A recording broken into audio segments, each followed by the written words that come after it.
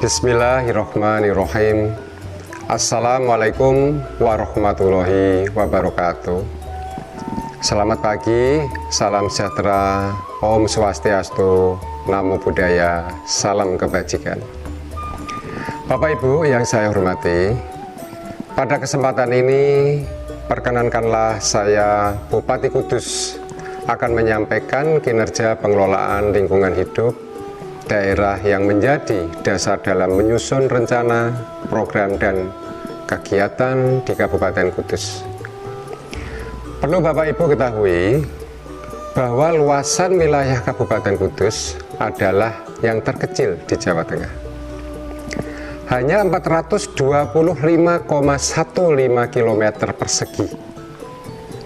Itu berarti hanya 1,3% dari seluruh wilayah Jawa Tengah. Data tahun 2020, jumlah penduduk kita sebanyak 849.184 jiwa. Sehingga kalau dihitung, kepadatannya adalah 1997 per kilometer persegi. Dari luasan itu, 43,59% adalah lahan pertanian. Sisanya 31,25% lahan non-pertanian dan 6,93% lahan perkebunan. Itu poin satu. Poin yang kedua, walaupun Kabupaten Kudus adalah wilayah terkecil yang hanya 1,3% dari seluruh luasan di Jawa Tengah, tetapi pendapatan domestik regional bruto selama 5 tahun terakhir selalu menempati angka 3 besar di Provinsi Jawa Tengah. Dan besaran PDRB ini didominasi oleh sektor industri, baru kemudian sektor pertanian. Poin ketiga, karakteristik masyarakat Kudus yang lekat dengan dunia usaha ini juga akan mempengaruhi tekanan terhadap lingkungan hidup. Perlu Bapak Ibu ketahui, di Kabupaten Kudus terdapat 83 industri besar, 98 industri sedang, dan 12.757 industri kecil. Dari 3 poin tersebut, kalau tidak jeli dalam pengambilan kebijakan berkaitan dengan lingkungan, maka kegiatan di sektor industri ini akan menimbulkan pencemaran lingkungan yang semakin hari semakin masif. Kegiatan-kegiatan di sektor industri tersebut secara langsung ataupun tidak langsung akan memberi tekanan terhadap kualitas lingkungan. Inilah isu strategis yang akan saya paparkan, yaitu penurunan kualitas air, degradasi lahan dan sumber daya alam, peningkatan risiko bencana. Bapak Ibu yang saya hormati, isu penurunan kualitas air ini adalah isu klasik. Seluruh wilayah yang mempunyai sektor industri yang aktif akan mengalami problematika yang hampir sama. Kabupaten Kudus merupakan bagian dari wilayah Das Serang dan wilayah Das Juwana, dan juga terdapat 5 sungai besar, yaitu Sungai Gelis, Sungai Jaranan, Sungai Ngembalrejo, Sungai Madat, dan Sungai Wulan. Sebagian besar sungai-sungai ini digunakan sebagai sumber pengairan pertanian, sekaligus sebagai badan air penerima hasil olah air limbah. Sebagian besar air limbah ini berasal dari kegiatan domestik industri manufaktur, industri jasa, dan MCK. Dan yang kita prihatinkan adalah masih ada perilaku masyarakat yang menggunakan sungai sebagai tempat pembuangan akhir. Bapak Ibu yang saya hormati, hasil uji kualitas air selama beberapa tahun di bagian hulu adalah relatif tidak tercemar. Pada bagian tengah tercemar ringan, pada bagian hilir tercemar berat. Pada bagian hulu umumnya dimanfaatkan oleh masyarakat sebagai bahan baku air minum, pertanian, dan beberapa titik digunakan untuk wisata alam. Sedangkan pada bagian hilir hanya untuk pengairan daerah pertanian saja. Aktivitas industri dan perilaku masyarakat yang menggunakan sungai sebagai tempat pembuangan akhir sampah ini akan berdampak pada penurunan kualitas air. Sehingga dengan penurunan kualitas air ini akan mempunyai multi efek terhadap kualitas tanah. Dari hal tersebut di atas, ada beberapa kebijakan dalam memperbaiki kualitas air. Menggalakkan program pemulihan kualitas air secara swadaya bagi industri-industri yang kegiatannya berpotensi menimbulkan polutan dengan mewajibkan pembangunan IPAL. Dan beberapa diantaranya diwajibkan memasang sparing agar bisa terpantau setiap saat. Untuk UMKM, kami memberi bantuan pembangunan IPAL komunal. Ini biasanya pada industri tahu, peternakan sapi, peternakan kerbau yang dimanfaatkan untuk biogas. Biogas ini sudah 44 KK yang sudah menikmati. Karena di Kudus terdapat banyak pesantren, kami juga memberikan bantuan IPAL domestik komunal, terutama untuk pesantren dengan kapasitas 200 sampai 300 santri. Untuk wilayah pedesaan, pembangunan IPAL komunal melalui program Sanimas atau program Kotaku.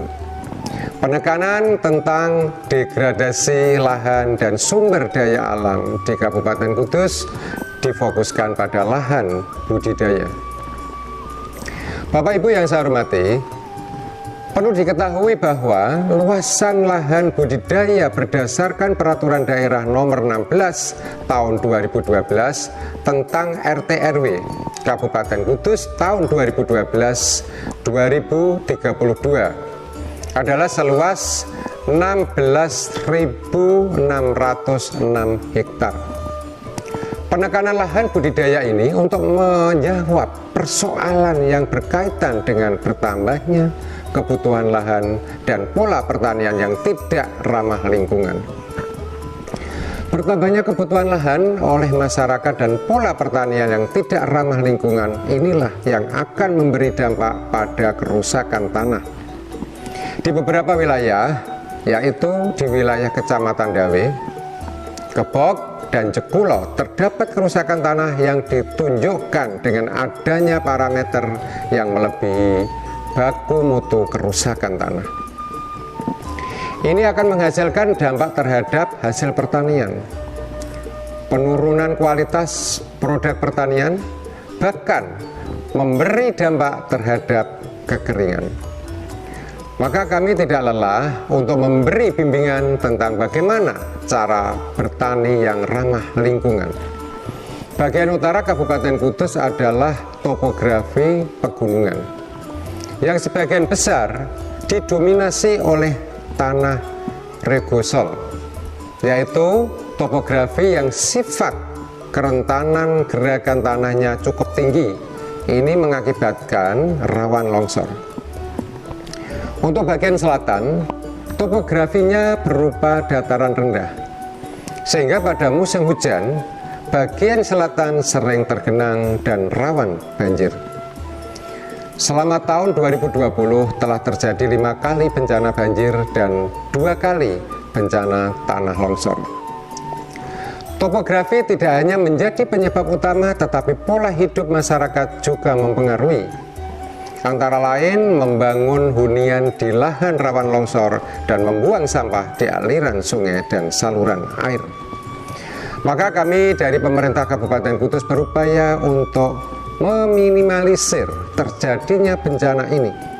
Antara lain adalah intervensi dalam bidang tata ruang dalam penempatan perumahan, pembentukan masyarakat tanggap bencana, dan program rehabilitasi dan rekonstruksi secara bersama-sama antara BPBD dan Dinas PUPR. Bapak Ibu yang saya hormati, kami sadar sepenuhnya bahwa masalah lingkungan ini tidak hanya terkonsentrasi pada kebijakan saja, tetapi pola hidup masyarakat sangat menentukan. Yang saya maksud di sini adalah bagaimana kebijakan-kebijakan yang dapat menanggulangi isu strategis ini akan mengubah pola hidup masyarakat yang berwawasan lingkungan. Atau bisa saya katakan kebijakan-kebijakan tersebut menjadi role model di dalam penanggulangan masalah lingkungan. Kami tidak mungkin dan mustahil dapat menanggulangi semua masalah lingkungan tanpa adanya peran serta masyarakat. Maka kami dari pemerintah Kabupaten Kudus mengajak seluruh stakeholder yang memiliki kemampuan secara finansial untuk dapat memberi contoh kepada masyarakat secara umum dengan kebijakan-kebijakan yang diambil dalam aktivitas produksi mereka. Bapak Ibu yang saya hormati, ada beberapa program yang menjadi inovasi kami, antara lain program Kampung Iklim atau Proklim.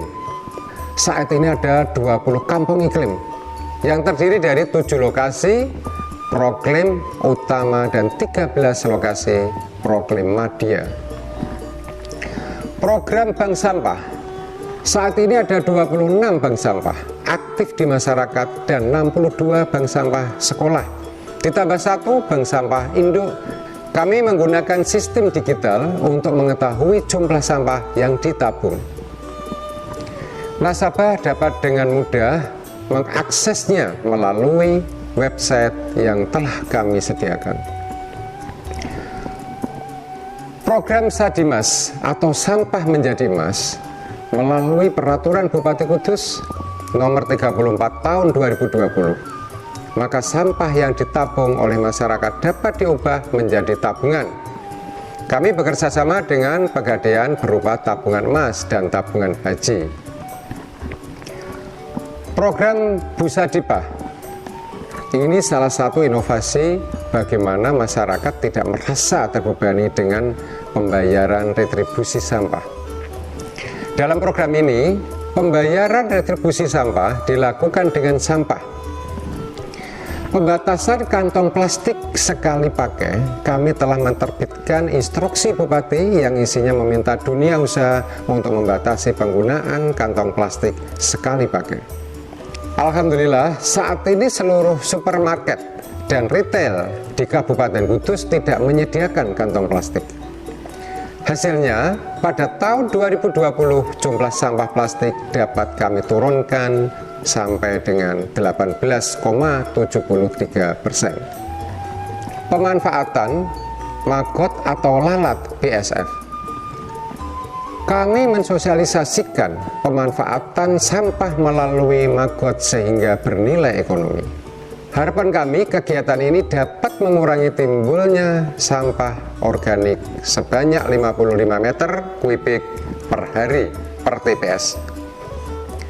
Kami secara berkala setiap 3 bulan mengambil sampel air limbah pada perusahaan penghasil air limbah. Pengawasan ini sebagai langkah kami untuk selalu memberi motivasi dan pembinaan kepada stakeholder terkait. Pembuatan Taman Hutan Raya. Inisiatif program ini timbul dari bagaimana meningkatkan value dari bekas tanah bencana longsor yang telah terjadi di wilayah Kecamatan Jekulo. Semangat inovatif tersebut membawa keberhasilan Kabupaten Kudus meraih berbagai penghargaan di bidang pengelolaan lingkungan hidup. Di antaranya adalah penghargaan pembina Proklim dari Menteri Lingkungan Hidup dan Kehutanan. Proklim utama dari Kementerian Lingkungan Hidup sebanyak 7 wilayah. Penghargaan Adipura berturut-turut dari tahun 2012 sampai 2019, diantaranya adalah Adipura Kencana di tahun 2018. Kalpataru Nasional kategori Pembina Lingkungan Hidup. Sekolah Adiwiyata Mandiri sebanyak 3 sekolah, Adiwiyata Nasional sebanyak 8 sekolah, dan 22 Adiwiyata Provinsi dan 29 Adiwiyata Kabupaten. Bapak Ibu yang kami hormati, timbulnya masalah lingkungan adalah dari keterbatasan daya dukung lingkungan terhadap daya dukung kegiatan manusia. Dokumen informasi kinerja pengelolaan lingkungan hidup daerah yang kami susun setiap tahun sebagai upaya untuk memberi gambaran secara holistik terhadap kondisi lingkungan di Kabupaten Kudus. Dokumen tersebut kami gunakan sebagai dasar pengambilan kebijakan untuk menjawab tantangan ekologi di masa depan. Demikian pemaparan kami, semoga memberi manfaat bagi kita semua. Terima kasih. Wassalamualaikum warahmatullahi wabarakatuh. Assalamualaikum warahmatullahi wabarakatuh. Salam sejahtera untuk kita semua. Salam, Om Swastiastu, Namo Buddhaya, salam kebajikan. Bapak Ibu yang kami hormati, saya Ketua DPRD Kabupaten Kudus sangat memahami betapa pesatnya pembangunan di Kabupaten Kudus. Selain berdampak positif terhadap perekonomian dan kesejahteraan, pastinya juga akan menimbulkan dampak negatif terhadap lingkungan hidup. Untuk itu, saya selaku Ketua DPRD Kabupaten Kudus berkomitmen dan mendukung sepenuhnya kepada pemerintah daerah yakni Bupati Kudus beserta seluruh jajaran dalam upaya perlindungan dan pengelolaan lingkungan hidup, terutama dalam mengatasi isu prioritas lingkungan hidup melalui fungsi regulasi, anggaran, dan pengawasan. Dalam hal regulasi, setidaknya telah diterbitkan perda yang terkait dengan permasalahan lingkungan hidup. Yang pertama, Peraturan Daerah Kabupaten Kudus Nomor 6 Tahun 2015 tentang perlindungan dan pengelolaan lingkungan hidup di Kabupaten Kudus. Yang kedua, Peraturan Daerah Kabupaten Kudus Nomor 4 Tahun 2017 tentang pengelolaan sampah. Sedangkan proses legislasi di DPRD terhadap rencana perubahan Peraturan Daerah Kabupaten Kudus Nomor 6 Tahun 2015 tentang perlindungan dan pengelolaan lingkungan hidup di Kabupaten Kudus telah dimasukkan dalam program legislasi daerah tahun 2021. Aksi nyata kami DPRD Kabupaten Kudus untuk pengelolaan lingkungan antara lain. Yang pertama, setiap tahun kami mengadakan penanaman kembali terhadap lahan-lahan kritis yang ada di Kabupaten Kudus, diantaranya seperti di Pegunungan Pati Ayam, Desa Terban, dan wilayah Pusar Angin, Desa Tanjung Rejo, Kecamatan Cekulok. Yang kedua, setiap peringatan hari ulang tahun DPRD Kabupaten Kudus menyediakan anggaran dan bekerja sama dengan Dinas Lingkungan Hidup mengadakan gerakan menanam bersama masyarakat dan berperan aktif mengkampanyekan kepedulian masyarakat untuk pengelolaan sampah. Yang ketiga, kami aktif melakukan peninjauan lapangan di beberapa lokasi yang berpotensi mencemari dan merusak lingkungan, antara lain pengawasan kegiatan pertambangan dan pengelolaan sampah di TPA, bakti sosial di daerah kekeringan, dan kunjungan daerah rawan bencana banjir ataupun bencana tanah longsor. Selanjutnya, kami DPRD Kabupaten Kudus bersama pemerintah daerah sepakat bahwa pengelolaan lingkungan hidup dan pembangunan adalah dua sisi mata uang yang tak terpisahkan, yang akan membawa kemajuan dan kesejahteraan seutuhnya bagi warga masyarakat Kabupaten Kudus. Demikian, terima kasih. Wassalamualaikum warahmatullahi wabarakatuh.